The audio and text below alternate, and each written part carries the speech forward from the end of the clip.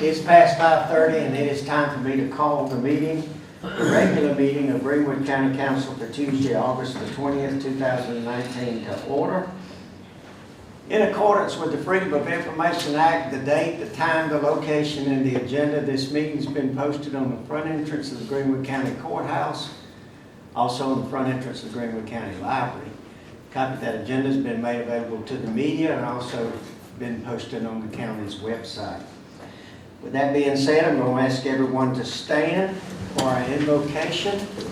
And following our invocation, we're going to have our Pledge of Allegiance. Let us pray. We thank you, O Lord, for the opportunity to come and gather together this evening. We ask for your blessings on this meeting. We ask that you guide and direct our meeting so that it is full of wisdom, productivity, and respect for one another. We thank you for helping us accomplish our work and our goals this day. Amen. Amen. Let's have the Pledge of Allegiance. I pledge allegiance to the flag of the United States of America and to the republic for which it stands, one nation under God, indivisible, with liberty and justice for all.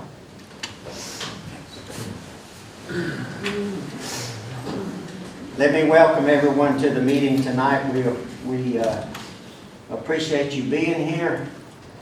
And I have a little bit of a surprise for us tonight. We have had the opportunity in the past to recognize some of our outstanding athletes and other people in our community.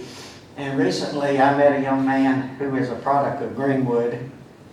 And his name is Michael McLeod, and Michael is sitting on the front row there. Michael is a native of Greenwood. He is the son of Darrell and Tamara McLeod. His father is a pathologist at the hospital. And Michael graduated from Emerald High School. And he graduated as the valedictorian at Emerald High School. I discovered Michael in a church service where he played for a church service that I was attending. And he played his bagpipes. And after the church service was over, I went to Michael and had a discussion with him. And I found out that he's on his way to Furman. And he's just an outstanding young man. And we have so many outstanding young men and women in this community. And I thought it was a good time for us to highlight one of our own. And sometimes we, for good reasons often, we dwell on some of our problems. But Michael McLeod is not a problem. He's just a good young man who's worked hard, comes from a good family. He just recently returned from a missions trip to Mexico. And if you have about 30 minutes, he'll tell you all about it. But he had great experience in Mexico, and he gives back to his community, and he's going to continue to give back. And I have asked him to come and share some of his bagpipe music with us tonight as part of our opening ceremony. So Michael, if you want to say anything, you're welcome to. If not, please come forward and share with us your music. Thank you. I'll just introduce the pieces of music that I'll be playing. First, I am going to have to warm up just a touch. I'll try to keep that as brief as possible, but if you've heard a bagpipe before, you've probably also heard the squealing and the tuning and all that goes along with it. It takes a lot to make it sounding good for a performance. The first tune that I'll play is Scotland the Brave. If any of you just absolutely love bagpipe music, a few people recognize the name of that tune. If you don't recognize the name, you might have heard it before. It's a very popular choice for bagpipers. And then after that, I'm going to go into a Scottish hornpipe, a nice lively dance tune, and then an Irish jig, which is an even livelier dance tune. So I hope you enjoy it. Michael, would you stand back this way? Sure. Great, thank you.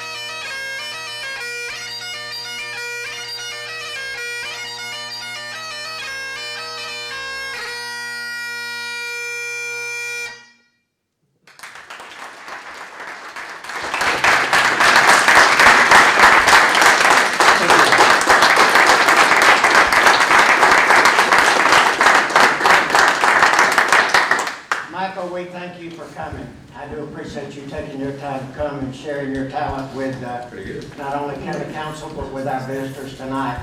And we want you to know that you will be in our thoughts and prayers, and we wish you well at Furman. I believe you're leaving Thursday? This Friday. Friday. So we wish you well, and we'll be thinking about you. Have a great time. Thank you.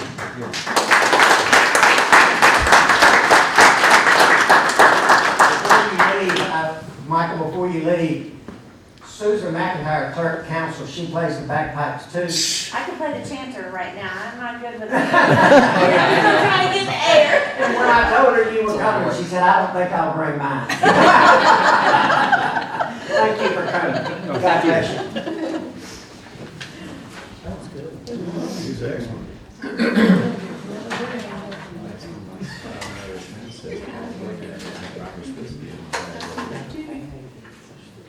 Sometimes people say we don't have good things happening in Greenwood, and we do, folks. don't we? Amen.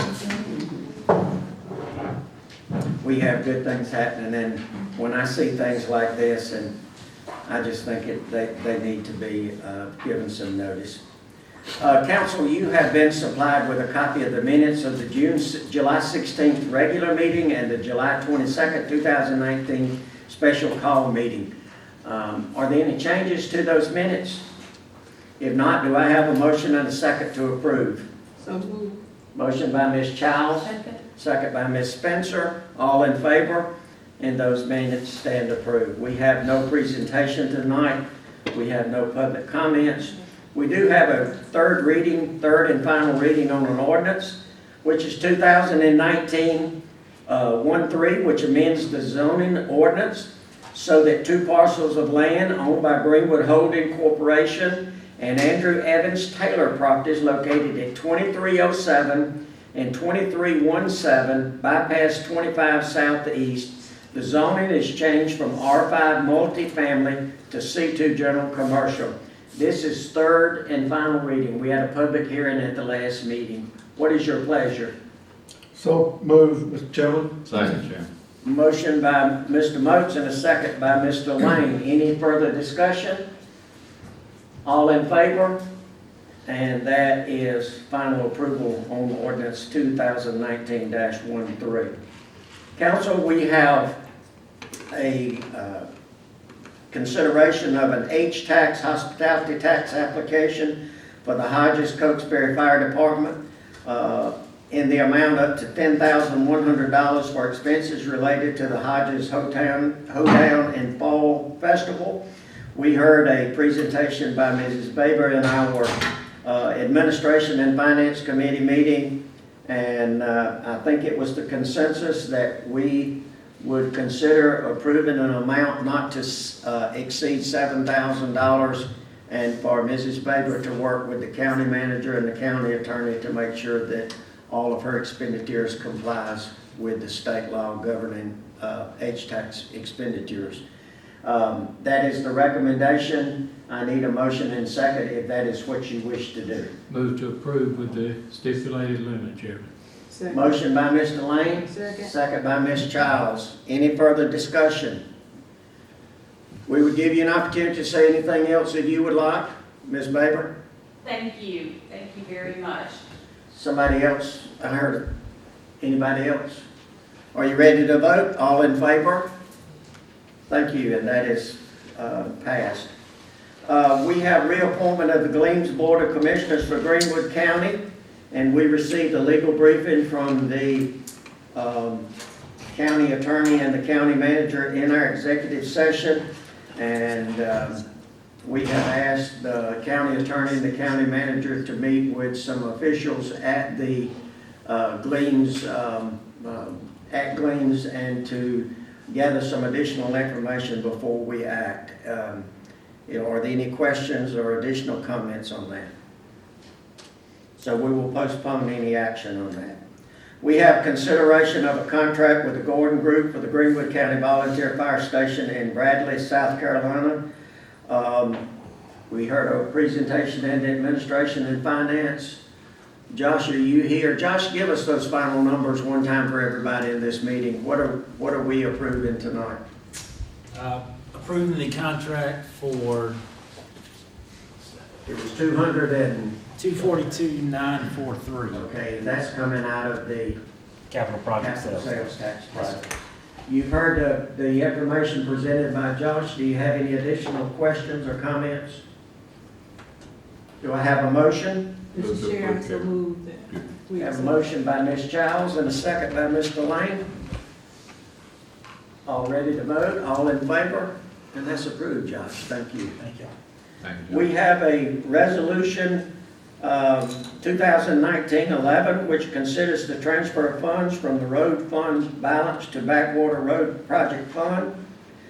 We heard a presentation by the county engineer, and Mr. Russian, would you come and tell us what that number that is being transferred? Some people did not hear what your bid was, so if you would provide that information again. The bid was from Satterfield Construction for $324,045. Okay, so we are being asked to approve the transfer of those funds from the road fund balance to make this project happen. Any questions? Do I have a motion and a second? So moved, Chairman. So moved, second. Motion by Mr. Lane, a second by Dr. Moats. Any other comments? Can I ask, when are you gonna commence this work, Mr. Rushing? We'll hopefully have contracts and all the bonding in place within 2 to 3 weeks. Then they'll have 90 days construction time. So they could start 3 months from now and still be done in time. It's really probably only a week or two worth of work for Satterfield Construction. It could be as early as a month from now. It'd just be any time within those 90 days, plus the time to get all contract documents signed. So those wonderful people in Newport can ride on a new road maybe by Christmas? Maybe by Christmas, yes, sir. Hallelujah, amen. But our target is to get it done as soon as we possibly can, understanding that when bad weather comes, there is a cutoff on the paving. So we're gonna try to get it done. Yes, sir. You've heard the explanation. We have a motion and a second. Are you ready to vote? All in favor? And that is unanimous. Thank you, Rob. Thank you, County Manager. Thank you, Mr. Tim, and all the folks from Newport. Appreciate it, all of your assistance. The next item is a resolution 2019-12, which considers support of widening Highway 246 South and applying for state infrastructure bank funds in that effort. Josh, do you have anything you want to add on that? Okay, you've heard the explanation in the committee meeting. Do I have a motion? So moved, Mr. Chairman. Motion by Mr. Moats, second by Ms. Spencer. Any questions or comments? All in favor? And that resolution stands approved. We have Resolution 2019-13, which considers the ordering of a public hearing to be held for the purpose of making a determination as to whether Greenwood Metropolitan District, a special purpose district located in Greenwood County, South Carolina, shall be authorized to issue not exceeding $10 million of general obligation bonds of Greenwood Metropolitan District, the proceeds of which shall be used to provide funds to finance the cost of improvements to the sewer system of the district and to refund certain outstanding obligations of the district. Mr. Chapman, you want to give us is he here? Give us a brief explanation for some that may not have been in that. Yes, sir, Mr. Chairman. As I stated earlier, Greenwood Metropolitan District, we have 2 wastewater treatment plants. Wilson Creek is our larger plant. It treats about 6 million gallons a day. And West Alexander treats about 1 million gallons a day. We also have about 400 miles of collection system, and we serve about 48,000 residents in Greenwood County. So we're asking for these funds so that we can make improvements to our collection system, the trunk lines, and to our treatment facilities. This will help us to ensure that we have adequate capacity and capabilities for economic development and to support growth in Greenwood County. You've heard the explanation. Do any of the council members have any questions of Mr. Chapman or either to Lisa? You ready to vote? Do I have a motion and a second? So moved, Chairman. Second. Motion by Mr. Lane, a second by Mr. Templeton. Any questions, comments? All in favor? And that resolution is approved. We have two ordinances which we will have first readings in title only. One is ordinance 2019-14, which amends the zoning ordinance so that land owned by CJJS Holdings LLC located at 208 Bypass 225 South changes the zoning classification from C2 General Commercial to R1 Single Family Residential. That is first reading in title only.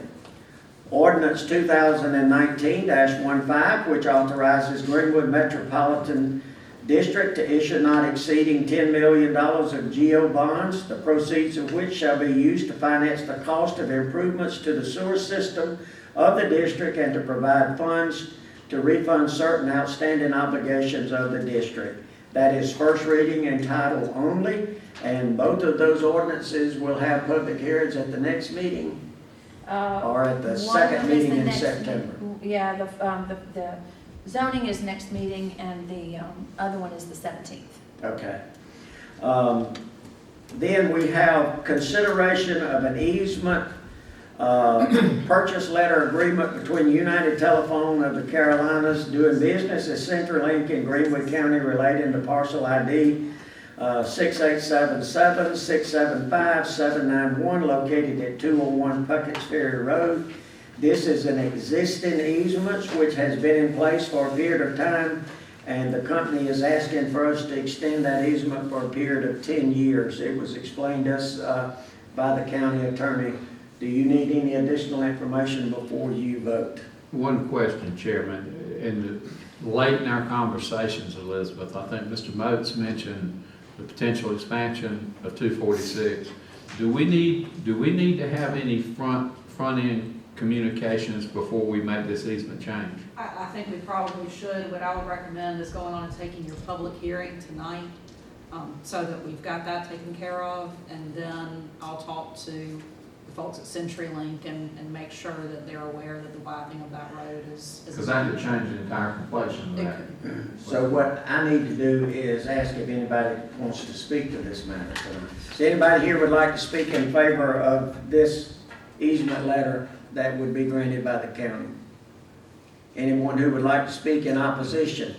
It is a parcel of property that's located near the Fuji complex, right at the corner of 246 and Puckett's Ferry Road. It's an existing easement, and the question Mr. Lane had was, we just passed another resolution seeking additional funds to expand 246. We want to make sure that nothing with this easement will cause problems with that expansion, and that's what the attorney and the manager will look into. Then I'll close the public hearing. Do we need to vote on that easement tonight? No, so let me check on with CenturyLink and make sure that they're aware of the project, and we'll work through those details and come back to you. Okay.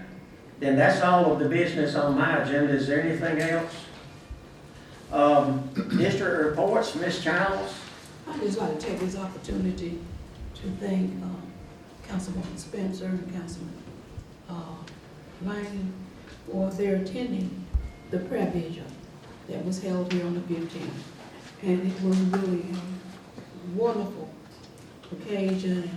We had 20 pastors from all over Greenwood. All of them showed up, and they just prayed, and I just believe the prayers went all the way to heaven. And I believe there's going to be some changes in this community. And our plans are to do it again in January when our children go back to school. And they each represented 25 schools in Greenwood County, 96, and we're shut. So our plan is for January, I think it's January the 2nd. We'll meet here again. Go pray. Thank you. Mr. Allison? Thank you, Mr. Chairman. I just want to remind everybody that the farmers market is open for business. I want to say thank you to the council and to Toby and his staff for the improvements that have been made to the building out there, the painting and the new signage. Went out Saturday,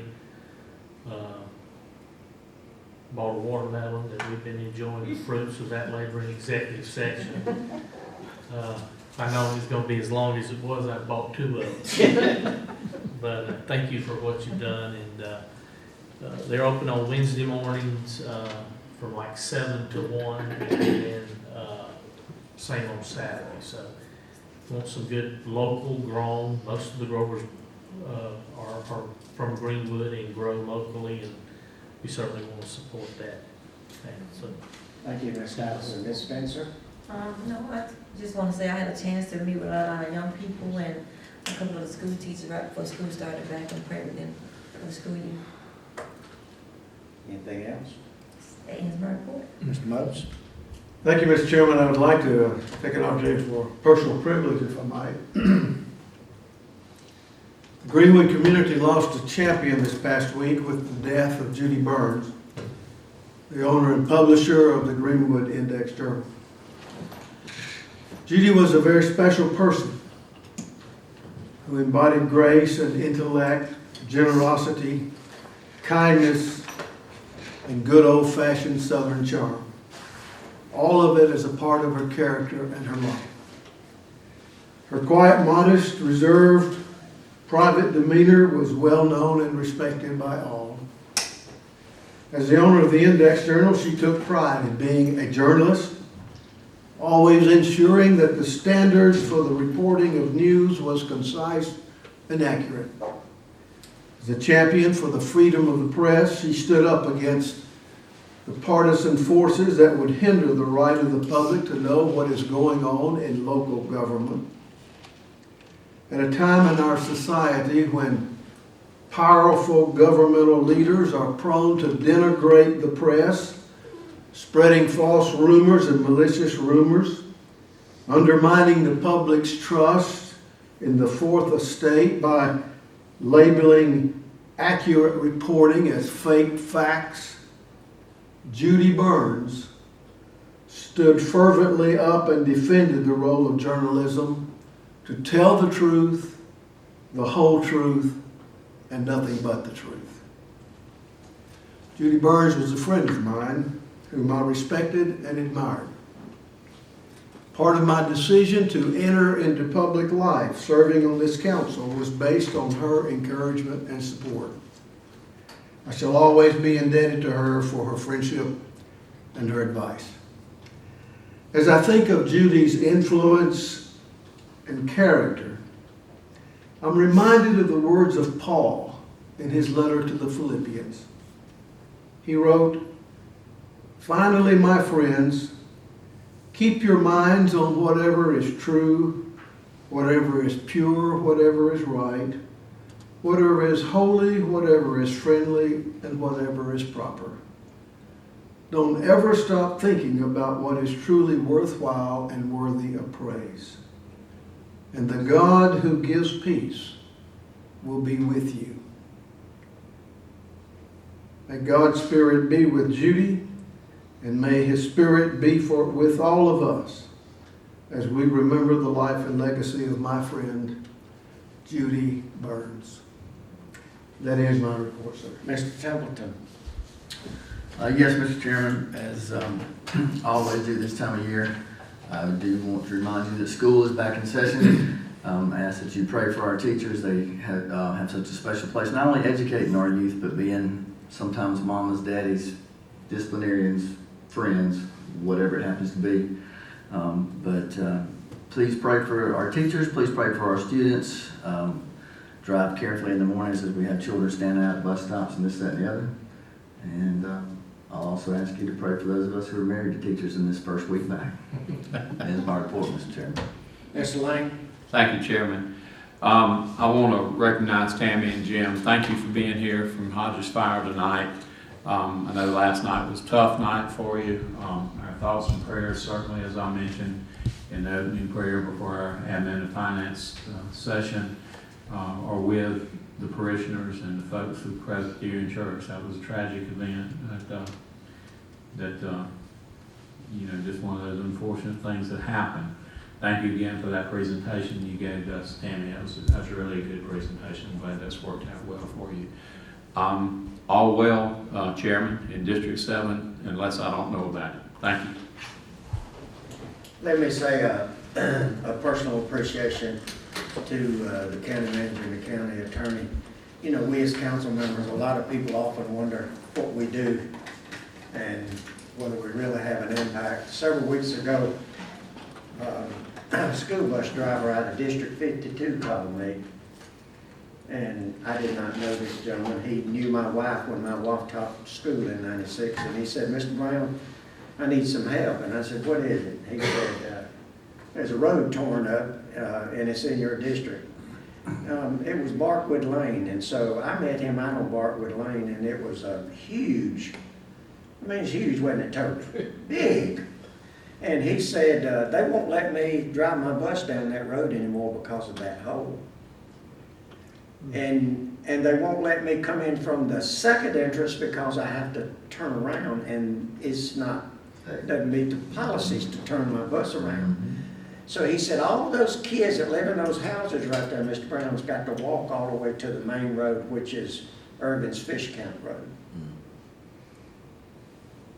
And when we got with the county manager and the county attorney, they said, Steve, that's a private road, or at least that portion of the road is private. It's over a dam. It has a pond next to it. And we know all of the ramifications of that.